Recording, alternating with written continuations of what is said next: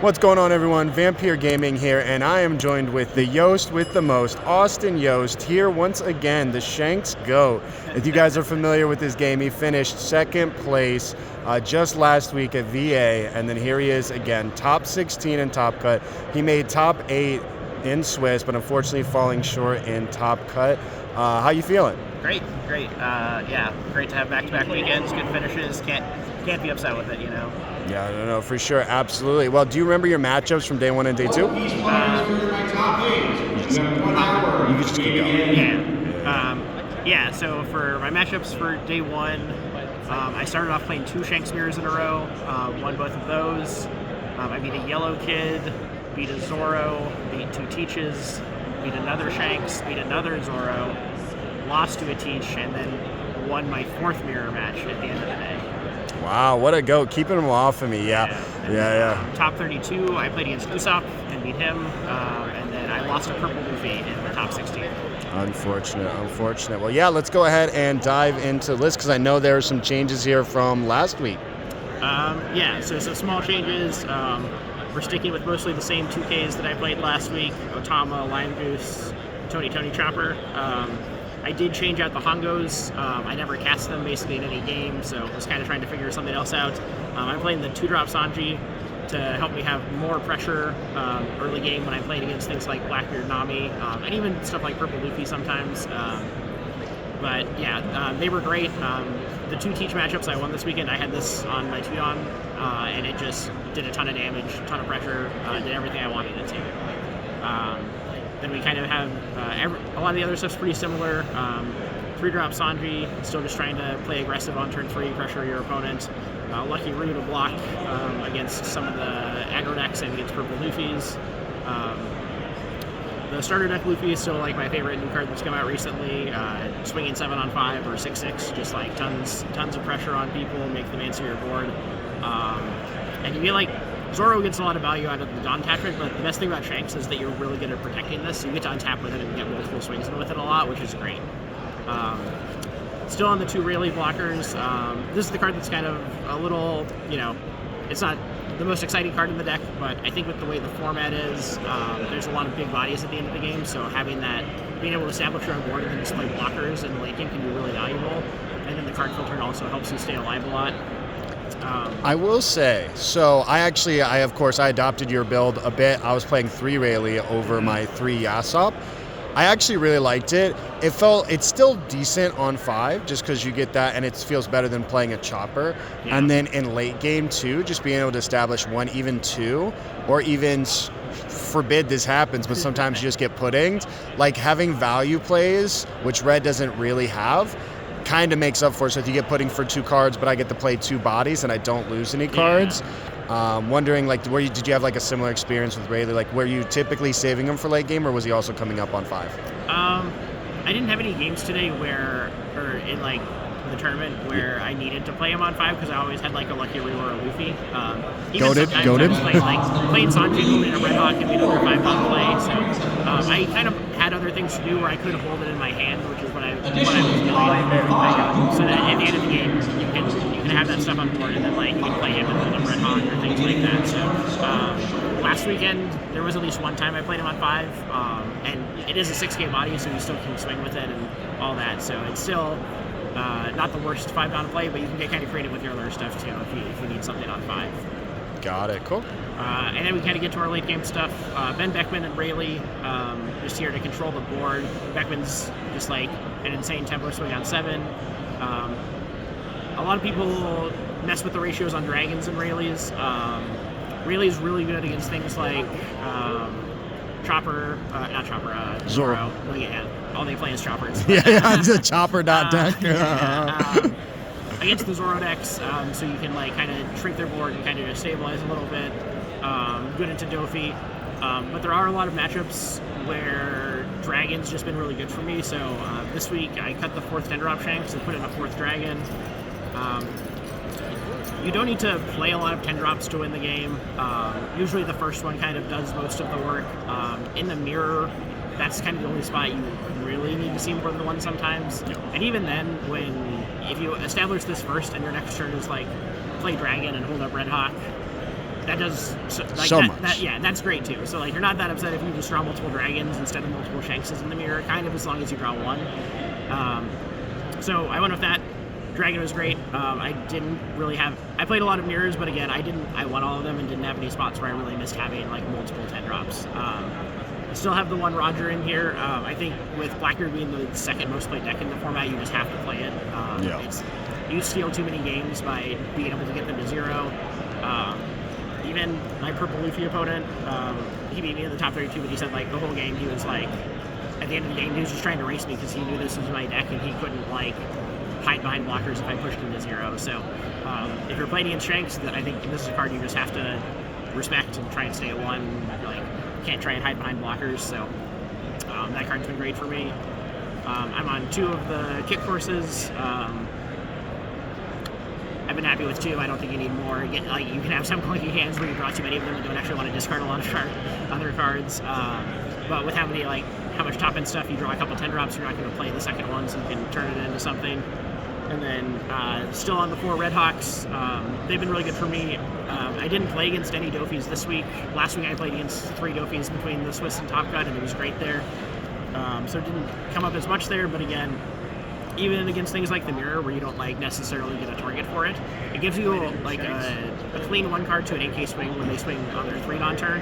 And then late game, when you're playing Rayleigh or Dragon on 10 Dawn and holding this up, it's just really hard for people to kill you, so that just gives you the extra turns to keep getting swinging at them and killing them. So even in the matchups where it seems like this might not do anything, things like that, the floor on the card is really high, it still does something, so it's been really good there. I did get to play it against Zoro where they had 2 choppers in play and didn't pre-attach their Dawn, so if people aren't used to playing around it, you can really blow them out. So, punished. Yeah. Cool. Yeah. Red Hawk is truth. Like, I glaze this card so much. Like, I love Red Hawk because Red Hawk. I was playing Red Hawk like OP10 for a while. I was like, this card's just so good. I was like, everybody plays Zoro. I was like, you just KO something. I was like, why would you not play this? And then on top of it, I played it way back OP04 and Ace, and I was like, whenever I played against Zoro, they never expected the Red Hawk. They're like, what just happened? You're like, I'm up. It's just such a strong card. And then your combos were really interesting too, like playing the Sanji and then leaving 2 up for Red Hawk. I don't think I've ever done that. And then just unique things like it does, like when you miss a curve, it can kind of fill that just for protecting board, or should you be able to remove something like Smoker isn't going to attach a Dawn to Shigi, it's just they're not going to do it. So like there are niche situations where it can come up. Outside of that, were there any really unique plays that you had to make this weekend that really stood out?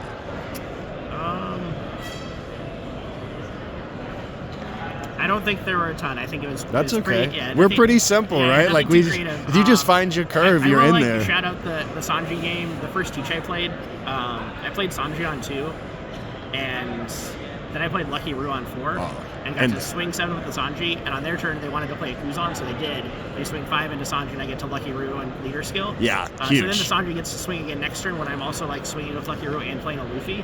So that's just. I just want explain like how good that curve is in that matchup. Is just like if they miss the removal for 1 turn, they just get run over. Yeah, that's kind of what happened. Sanji Lucky Roo is literally the nastiest combo. Like I love it. Even if you on 3 and then you back it up with the Rayleigh, just anything that's gonna stop it from getting hit while they're playing on curve. Yeah, absolutely fantastic. Well, cool. So overall, was the strategy, because obviously we're playing a little bit more aggressive, at what times, like what matchups are you just going face, or like when are you deciding to play like control with like the Rayleighs? Yeah,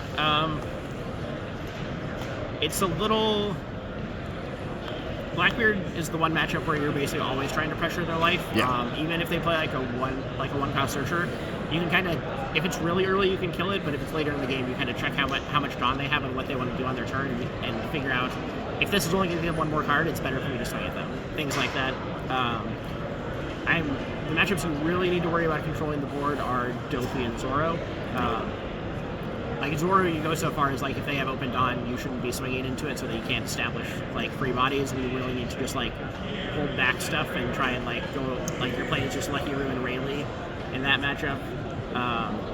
And then the tricky ones are kind of like the mirror or some other things where it's a lot more dependent on the board and the life totals. Like you play your 10-drop Shanks if you're going second, and if your opponent has like one thing on board, should you swing at it or should you swing at their life? And it kind of depends. Like if your life total is close to theirs, you can race, but if you're like 2 life behind, you need to control the board and then kind of have like the 2-turn lethal the next 2 turns or things like that. So it's really about like when you start establishing big bodies, you just need to look at the board, look at their life, and figure out how many turns it's going to take you to kill them and if you can ignore their stuff or not. So it's a lot of looking at that. Amazing, cool. Well, I know the list performed really well for you this weekend. We're looking ahead. Are there any changes? Anything that was like, well, maybe because we adjusted a couple this time? Were there anything, or you think this is just it? I think this is just it right now. Like I would run this list back next week. Obviously, I can always change my mind or something, but there isn't really anything I would think about changing. The Sanjas were great, and that, like the 2K slot was the last thing I was pretty unhappy with and trying to figure out a solution for. So that worked out. So I don't think I would change anything right now. For sure, cool, amazing. Well, congrats once again. Any shout-outs? Shout-outs to the sponsor, K-Frame Cards. Me and Impact representing them, both in top 32 this weekend. So good weekend for us. Yeah.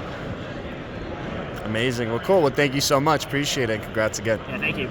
And just like kind of breaking down like the ratios, maybe why you included this card and like how they performed over the weekend. Pretty standard to have like a pretty high 2K count in Shanks.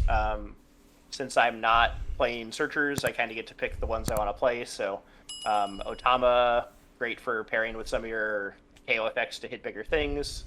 The new Chopper blocker, just a great 2K that's kind of free since you get to play it out as a blocker too when it's worth it. I'm playing 4 Lime Juice, 3 Hongo, which is a little different. A lot of people have the opposite. I think without like Marcos and Newgates, I don't really find Hongo to be super useful, except maybe against Purple Luffy. Some of that's also because I have the 3-drop Sanji. I have like an aggressive proactive play to do with my 3 Don, so I'm a lot more likely to be doing that. And then with the way the meta is, I was expecting like some Lucci and Usopp, and even sometimes against Teach when they're playing out Vasco shots, like Lime Juice can just get you like cheese a game, right? Even like the green decks are like they're playing Kid and some blockers, you can do some stuff there. So I've been really happy to have 4 Lime Juices. Yeah, it makes sense. I was just gonna say, Lime. It was funny because, like, for the longest with Doflamingo in the meta, it felt like 3 Lime Juice was plenty. Just because every blocker Dofi plays is just a 6K, so you need Otama and Lime Juice, and half of your matchups were going to be Doflamingo. But now with Doflamingo gone, a lot of these decks, Lucci, Usopp, Bonnie, Green in general, all play these relatively low-cost blockers, so I think Lime Juice F4 makes sense. And you're just using Hongo just a little bit less because, like, Purple Luffy's still there, but it doesn't feel as key because we're just maxing out on, like, Lucky Roo and things like that. Yep, yeah, exactly. Then kind of, I do have the 4 Lucky Roos. Those have been pretty important for just the aggro decks, and also Purple Luffy, but there's some amount of Zoro in the meta, and then even in the mirror, like if people are playing the 5-Dar Rush Luffy, Lucky Roo is just the best card to throw down on the board ahead of their 5-Don turn, just to kind of make that a lot less impactful. And then I'm playing 4 of the 3-drop Sanji and 4 of the Rush Luffy. When I first started testing Shanks, I was testing like a really aggressive Straw Hat build with like Rush Zoros and stuff too. And I moved away from that, but both of these cards were just like really impressive to me. And they were just like, felt worth keeping in the deck where they just give you a proactive, aggressive curve, which Shanks kind of didn't have in like the last set. Where in a lot of matchups, just like putting pressure on your opponent forces them to just like attack your board instead of like swinging like at your life and stuff. So that just buys you a lot of time. And then your like late game bombs are a lot more impactful when your opponent has a low life total already, right? Like if Luffy has put them at 2 or 3, like 2 life already, and you're playing a 10-drop Shanks, they're just gonna die. They're also really important for with Teach being in the meta. That's a deck that I think is like not a great matchup and gets a lot harder the more controlling you try to be, but the more proactive you are, the easier the matchup gets. Yeah, just on Teach specifically, I know like even sometimes when they play Lafitte, depending on like how early it is, I just ignore it because like they still need to play to their curve depending on like their turn, and I just continue because like just the hit at the face is just a little bit more valuable. Like if they get another card, it's like whatever, but I know I need to put them into like lethal range, and then Sanji. I was personally calling Sanji bait because, like, every time I went to my three, I was never like, I want Sanji. But specifically, like, I think this card is super good in the mirror because we just really don't have, like, an answer to it besides maybe, like, Lucky Roo. And then on top of that, just playing three of these on 9 against Blackbeard is actually insane. Yeah, I don't know if that came up for you at all. I know you played one teach throughout. I played two. Two. Yeah, but yeah, the Sanji, it didn't really. I didn't have a turn in the teach matchups I played where I went wide with Sanji's, but that is a thing to think about when you're playing the matchup. Like you try and do this like rush and get on board and do some damage to them, and then like before their 10 on turn, you do want to either have multiple like big rush bodies on the board already, or play out a wide board so that their 10 drop isn't as impactful.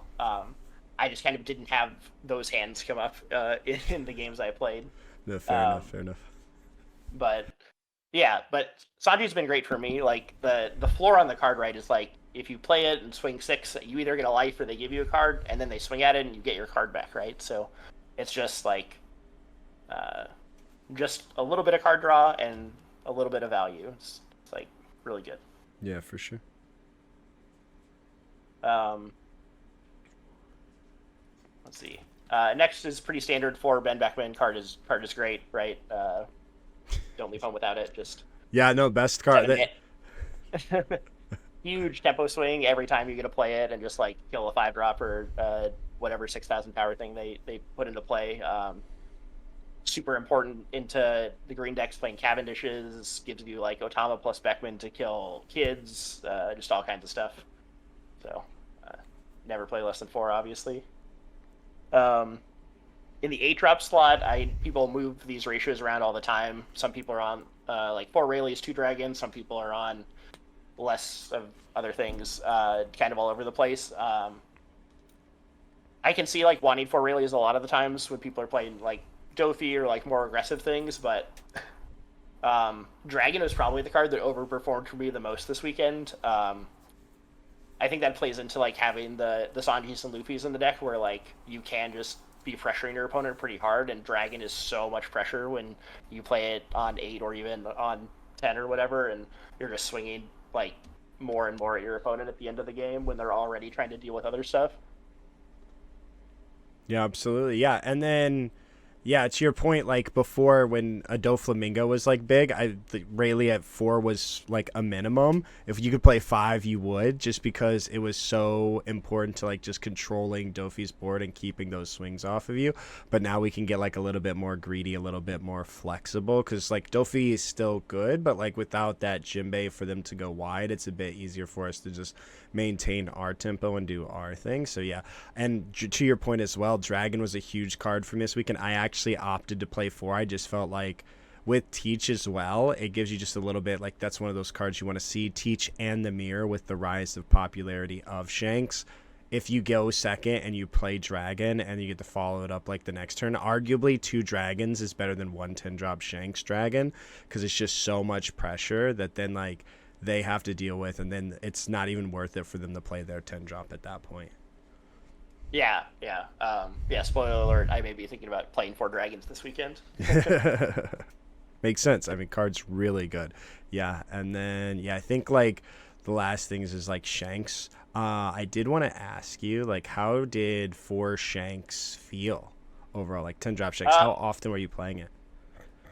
I think like if I end up switching to like 4 Dragons, I might be cutting the Shanks. 4 10-drops is a lot, especially with having the Roger in the deck too, right? Where like there are games where you want to see a lot of them, especially like in mirrors where you're going second. I just like try and mulligan specifically for that card. But in a lot of other matchups, you'd rather be playing Dragons or other things, and sometimes you end up drawing too many Shanks, and your hand kind of gets a little clunky. So I don't think 4 is super necessary, but it is one of those things. The mirror was just like front of my mind when I was picking cards to put in the deck for last weekend. So that's kind of like why I had the fourth one in there. I did end up playing 3 mirrors, so having them did matter a little bit. But there were definitely some games against other matchups where my hand like did get a little clunky, and it maybe would have been better as another card. Got it. Makes sense. Makes sense. Yeah, and then of course, yeah, I think the only other cards we haven't really covered was like the zero cost, which I think just makes sense, right? I missed this card. Like every time that I drew Divine Departure, I was just like, if this was this card, I was in such a better spot. How did this the Bad Manners feel overall? Pretty good. I was on one for a long time when I was testing stuff, and then kind of when I ended up adding a certain amount of cards with no counter to the deck, I just added the second one. And when you're playing like 5-10 drops and like 6-8 drops, and none of them have counter, sometimes you just like need that card to actually like turn those into something, right? Because you're not gonna have time to play all of them out. Exactly. Then of course the spice. Like we had this conversation. I was like, my one regret was not playing Red Hawk. I would love to know how this, like, I think this is the best card. Like, I think a lot of people just don't fully understand. Like, if you play Rayleigh and back it up with Red Hawk, it's just so hard for you to lose that turn. And if you do that, you can essentially, like, buy yourself, like, 2 turns. But on top of that, this card's just so powerful, especially with, like, even things like Zoro. And then Smoker's never going to attach a Dawn to Toshigi. Like, I just don't see the world. Like, and you just get to get rid of that. But how did Red Hawk perform for you over the weekend, and how did it feel overall? Red Hawk was like, I don't know if I want to call it the best card in the deck, but it was very, very good. I have tons of Red Hawk stories from the weekend. I played a mirror where they played out a building snake like proactively, and I got to Red Hawk it. So then they just like didn't have that for later in the game. I played against Stophies like 3 times, 2 in top cut, and like there was a game in top 32 where like I didn't have the Red Hawk in my hand, but I held up 2 Dawn, and my opponent played around it, and it was super good for me that he did that. So like you can trick your Dofi opponents too, like, and just like minus their bounce law and make them like decide, do I want to like chance my guy dying, or do I just like choose to make my leader ability draw a card instead of put a thing on the board.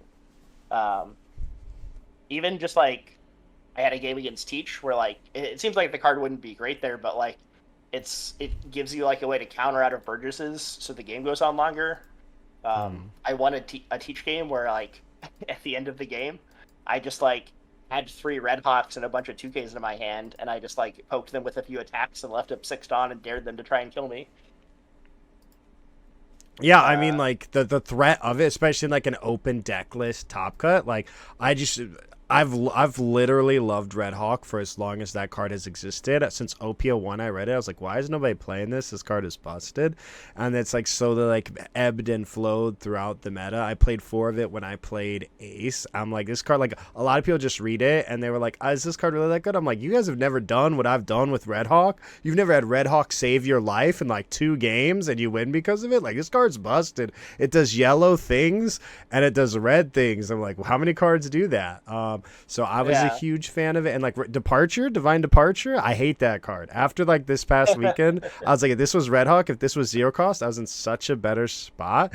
You know, part of that was probably me, but like Red Hawk is just, it's the 4K is huge. Removing a body, like, because again, you know, you go Rayleigh, you minus 2 characters, you can put another character in Rayleigh range, and they either have to commit Dawn to respect it, or they have to like give up like their curve or like what they may be planning to do and just give you that body. So it's potentially a removal too when partnered with Rayleigh, which is just vastly underrated. Or it's them having to mismanage their Dawn. Like I'm the biggest Red Hawk fanboy. And after Impact told me I should play some Red Hawks in the deck, and I was like, okay, I can put 4 in my deck. I have time to play 1 sim game before I go to the airport. So I load up a sim game, I queue a mirror. At the end of the game, my board is like a dragon and a Shanks, and my opponent has a Rayleigh and their Shanks or something. And then on my turn, I Rayleigh both their guys, and then do some swings, and then on their turn, they swing, and I leader skill their Rayleigh, Red Hawk counter out of their Shanks attack on my dragon and kill their Rayleigh. Yeah, like literally, like I'm telling you, like, have to respect it. It's like, yeah, lock it in.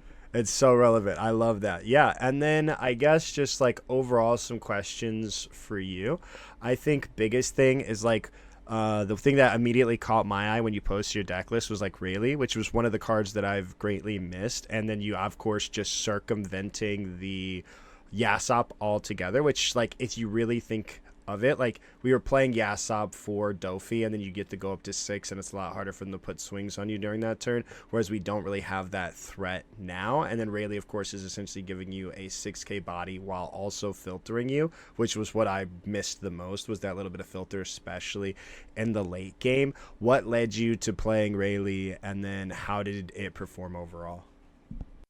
Yeah, Rayleigh was pretty good. I didn't get draw it a ton this weekend, but the times I did draw it, it was much better than Yasop because kind of Luffy is the card I always want to play on 5, right? Right. At least without how I've been playing the deck. And Rayleigh plays really well into that late game plan of like once you get a couple big bodies on the board, like you have a dragon and a Rayleigh or something, like an 8-cost Rayleigh. Having the Red Hawks and stuff in the deck, you can just like play out a blocker, filter some cards, leave up some mana, and like your big guys are going to win the game eventually if that's what you're doing, right? Exactly. So yeah, it was great there. I did misplay it a bunch in the games where I drew it because I hadn't played with the card before, so my opponents kept having blockers, and I kept swinging before I played it, so I didn't actually get to draw a card. I did that a couple times against Dofi, yeah, and I was so, like, yeah, so things to remember. But you know, I did win those games anyway, so yeah. But yeah, it is much better, I think, than Yasop with the way this deck is built, where like I have other things to do up my curve, and what I really want is like just another blocker and some hand filtering to like make sure that I can protect my stuff later in the game. And then also against Dofi just being like a 5-drop instead of a 4-drop, so I have a way to have a blocker that's not going to get bounce slot. Yeah. Yeah, because like Lucky Roo would be insane if that didn't happen. But yeah. Cool. And then yeah, looking into it now, obviously OP10 is vastly different. What do you believe is the worst matchup for Shanks right now? So your worst matchups, luckily, like actual really bad matchups, are decks that aren't super popular. Not wrong. Like, yeah, like I don't expect to play against a red purple Luffy or a Nami on average in a tournament. Like it can't happen, right? Like Nami won the Pasadena event, but people tend to like not play that deck a ton right now since it like with Teach and Zoro in the meta and Dofi still being around, and red purple Luffy kind of hasn't been around very much either. So. Red Purple Luffy is slightly more winnable than Nami, I think, but those are the two that I just really don't want to play against. Everything else, like, pretty close to 50-50. If it's bad, like, maybe it's 45, and you're not, like, that upset about it. Like, that's the great part about it. Yeah. Of the meta decks, Teach is probably the one I want to play against the least, but I have built my deck in a way where I think I've made the matchup something I'm okay playing into. I would agree. Yeah, like, Teach is the least. When I went into Virginia, I was like, okay, I think the two biggest things, obviously, is like the mirror and then Teach. And I was like, I wanted to play a different build that didn't play the 5-drop Luffy. But it felt like this card is one of those now, especially, is one of those that defines the mirror. If you're going first and you play a Sanji and they don't have Lucky Roo, and you get to go Sanji into Luffy and go 6/6/6, and then just kind of go from there, because they don't even get to answer this Luffy until they go to 7. So, or well, 8, because if you're going first, which I end up having to go a lot. I lost all but 2 dice rolls that day, and I went first in both mirrors. And this is one of those cards you want to see, because if you put this on second, while good, it's just not as impactful because they just backmin it. You still get the value, which is great, but yeah, when you're going first, this card is just like the card to see, and then you find your way into like Dragon. And just try to really just hit their face. Overall, like for the mirror, do you have any advice for that for anybody out there looking to play it? Not a lot of great advice, unfortunately. I do think the mirror is like people joke about it, but the mirror I think is very dice roll dependent. Assuming both players draw kind of like functional hands, if that makes Sure. sense. Like, Yeah, no, absolutely. yeah, like if you go first, you have to like try and pressure your opponent as much as you can, and that is like playing Sanji, playing Luffy, trying to like play Dragon on your 9 Don turn. Like you play Beckman on 7, hopefully Dragon on 9, and hopefully like if you can keep like 2 things on the board going into their 10-drop turn, that might like be enough. Or hopefully you can like get them like if you can get them down to like 2 life and you can still be at 4, you can kind of race the 10-drop battle. Yeah. But the hard part is like if they win the dice roll and they play, like you said, if they play Lucky Roo on 4, that's like it kills all your momentum, which is the hard part, right? Mm-hmm. It's like if they do that, it really makes it a lot harder to actually pressure them down to a spot where like you can continue to race if your opponent is the first one to play a 10-drop.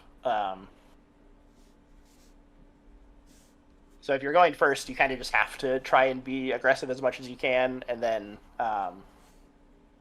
one thing that I don't see people do maybe as much as they should is like if the game is in a close spot and they play the 10-drop and you don't have your own 10-drop, I think people maybe don't like load up their guy and try and just like swing all out at the 10-drop enough. Just like hope they don't have a second one and you can kill the one they had. Sure. When you're in a bad spot, people kind of like don't go for Hail Mary plays as much as they should. But yeah, I played 3 mirrors and I just won all my dice rolls. So because I saw you had won 3 mirrors, so I was like, this guy's just win that. It can be absolutely, especially now.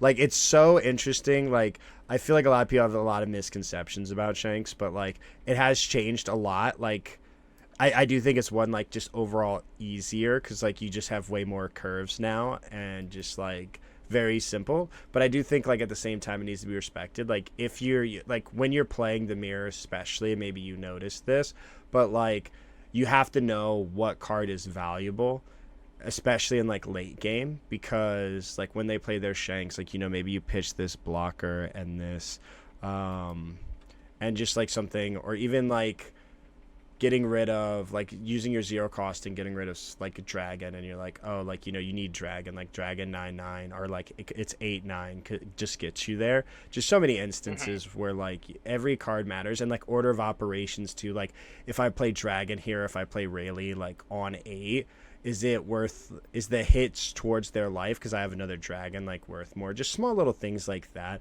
I think just really define it. But yeah, I mean, winning and then seeing 10 drops and dragon on 8 is just like the ultimate. Like if you go Lucky Roo into Rush Luffy into dragon, I just don't think there's any way you beat them at this point because it's just so powerful. Yeah, I do see people. I do see people play Rayleigh on 8 more than I do. I think when it like your opponent's board is like just spend Beckman or something, and like if you have dragon, you should play dragon there. But if you don't, I think like Otama Beckman on their Beckman is better than Rayleigh in their Beckman. Yes. If that makes sense. But that's one line that I see people do a lot, right? Where like the Rayleigh is better to hold for like later in the later on, where like just clearing their guy cleanly is just, even if you're not actually attacking them, is fine and actually better there. So that's one thing I see people maybe mess up. Got it. Cool. Yeah. And then I guess finally, to really just kind of like wrap things up, looking ahead, was there anything like, you know, that you think underperformed, overperformed? You don't have to give it all because I know you're playing again this weekend, and I think I have an idea of the direction you're going, because I was thinking the same thing when I saw your list. I was like, I think there's some slight tweaks for like my play style, but I was like, I think, you know, I literally was like, this is the list. The second I saw it, I was like, yeah, this is it. This just clicked in my head. Is there anything that like you think just like overperformed, underperformed, or like any kind of changes you'd make? Yeah, Dragon definitely overperformed, and like trying to find room for a 4th one is definitely something I want to think about. And then Hongo is still the card that like, it is the 2K, so it's kind of, you know, it's not like that bad, but that's the card that I would say underperformed the most for me, as far as like me never really using the actual effect on the card. So if I was trying to make room for something else, it still probably has to be a card with counter, but cutting a Hongo and like maybe trimming one of the 10-drop Shankses for some other things might be the only places I'd look to really change things. Got it. Yeah. Yeah. I agree because I considered Hongo was like my first go-to, and then like Lime Juice is like my second because we're not playing the Searcher, so there isn't any real demand to play the Red Hair Pirate specifically. It can come up like in the mirror in some instances, but I was thinking like personally like two drop Sanji just because it's really good against Teach. I've just like raced Teach down before because I just played that on two, and then just every turn I was at like one life, just smacking their face every single turn for all I'm worth. So like I consider bringing it back because it does like that's 7/7, and it's really good against Nami too. Just like on the random, like it's very unlikely you play it, but if you do, you are so thankful when you see that card. But yeah, well, I greatly appreciate you. Congrats again. Do you have any shout outs? Anyone you want to shout out here? Um, yeah, I always want to shout out Kayfabe Cards, my sponsor. So great guys over there. If you're looking for singles or anything, and then Impact Josh Graham who's my teammate, who's also sponsored by them for helping me. I did a ton of Shanks testing, and he was focusing on Teach, but he still took the time to like help me tweak the list and get here. So Absolutely. Yeah, I love Josh. I also love Kayfabe. I buy singles from them all the time on like TCGPlayer too, if I can. Like if I see them, and they're usually pretty aggressively priced. So I've definitely bought my fair my fair share of singles from them. Well, thank you so much for your time here today. yeah, I appreciate you having me on, and then I'll be in Peoria this weekend. So if anyone wants to say hi to me when I'm there, feel free, and good luck to everyone going. All right, cool.